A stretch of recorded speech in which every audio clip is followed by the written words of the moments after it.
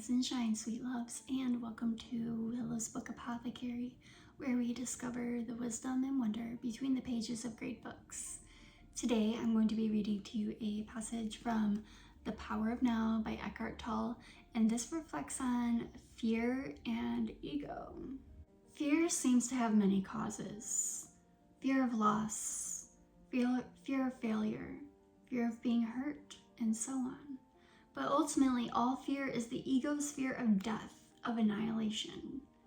To the ego, death is always just around the corner. In this mind-identified state, fear of death affects every aspect of your life.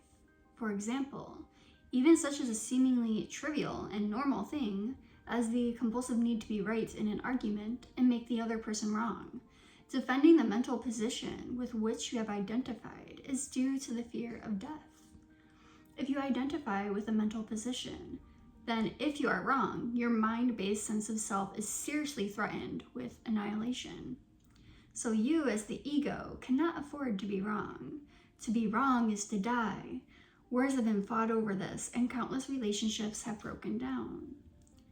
Once you have disidentified from your mind, whether you are right or wrong makes no difference to your sense of self at all. So the forcefully compulsive and deeply unconscious need to be right, which is a form of violence, will no longer be there. You can state clearly and firmly how you feel or what you think, but there will be no aggressiveness or no defensiveness about it. Your sense of self is then derived from a deeper and truer place within yourself, not from the mind. Watch out for any kind of defensiveness within yourself. What are you defending? An illusory identity, an image in your mind, a fictitious entity. By making this pattern conscious, by witnessing it, you disidentify from it. In the light of your consciousness, the unconscious pattern will then quickly dissolve. This is the end of all arguments and power games, which are so corrosive to relationships. Power over others is weakness disguised as strength. True power is within, and it is available to you now. So anyone who is identified with their mind and therefore disconnected from their true power, their deeper self-rooted in being, will have fear as their constant companion. The number of people who have gone beyond mind is as yet extremely small. So you can assume that virtually everyone you meet or know lives in a state of fear. Only the intensity of it varies. It fluctuates between anxiety and dread at one end of the scale and a vague unease and distant sense of threat at the other.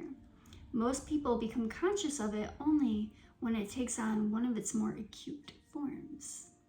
This really wraps something up very beautifully for me, and that is fear is attachment.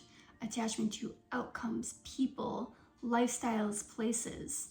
And in order to transcend the ego, we must be willing to detach. And in my opinion, it's possible to do it in a heartfelt way. I have one question for you today, and that would be, what are your biggest fears right now, and what do their roots look like? If this passage resonated with you, I would love to hear your thoughts in the comments below. And if you would like more daily literary wisdom, then hit subscribe. I'll see you tomorrow.